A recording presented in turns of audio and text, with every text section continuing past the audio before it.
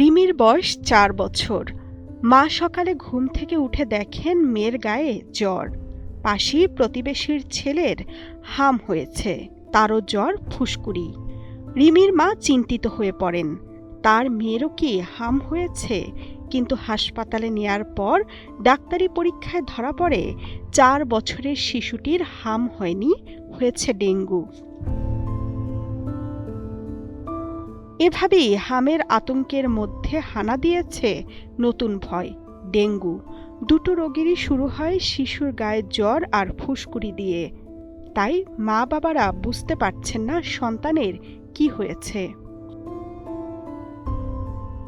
সম্প্রতি কয়েকদিনের বৃষ্টিতে ঢাকার অলিগলিতে পানি জমেছে।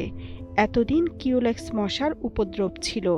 এই মশায় তেমন বিপদ নেই, কিন্তু জলাবদ্ধতার কারণে বাড়ছে আরেক জাতের মশার নাম এডিস। এক্সট্রিম মশার কয়েল প্ল্যান্ট ফাইবার দিয়ে তৈরি, তাই সহজে ভাঙে না, সুগন্ধিযুক্ত ও নিরবিচ্ছিন্নভাবে জ্বলে। ডেঙ্গু, চিকুনগুনিয়া বাহি সহ যে কোনো মশার বিরুদ্ধে দেয় এক্সট্রিম সুরক্ষা। আর এই এডিস থেকেই ডেঙ্গু জন্মায়। কিছুদিন আগেও গবেষকরা বলতেন এডিস শুধু স্বচ্ছ পানিতে ডিম পাড়ে, তাই বাড়ির ছাদে বা বারান্দার টবে যেন পানি জমতে না পারে। এডিস দমনে সিটি বা পৌরসভার লোকজন বাড়ির ছাদে ছাদে এখন তল্লাশিও চালিয়েছে। শহরবাসীও বাড়িঘর পরিষ্কার পরিচ্ছন্ন রেখে নিশ্চিত থাকে, কিন্তু এডিস এখন নোংরা পানিতেও বংশ বাড়াচ্ছে। জাহাঙ্গীরনগর বিশ্ববিদ্যালয়ের অধ্যাপক ডক্টর কবিরুল বাশার সতর্ক করে দিয়ে বলেন, এখনই প্রস্তুতি না নিলে বড় দুর্ভোগ আসবে চলতি বছর। তার আশঙ্কা, এই বছর ডেঙ্গু ২০২৩ সালের মতো ব্যাপক নাও হতে পারে, তবে গত বছরের চেয়ে ডেঙ্গু বেশি হবে। রাজধানী ঢাকা এক মেগাসিটি। সারা শহরে ছড়িয়ে ছিটিয়ে আছে নোংরা পানির জলাধার।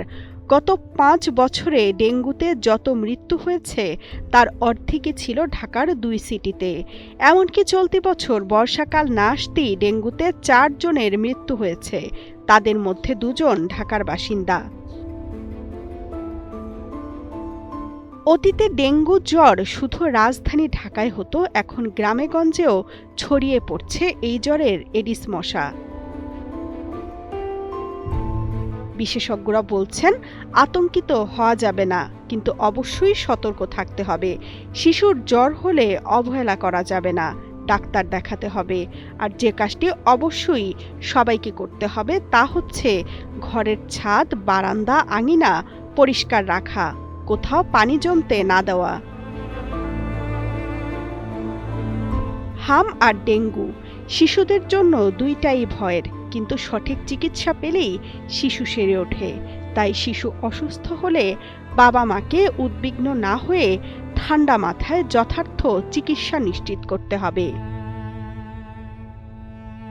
Desk report, Kaler Kantho.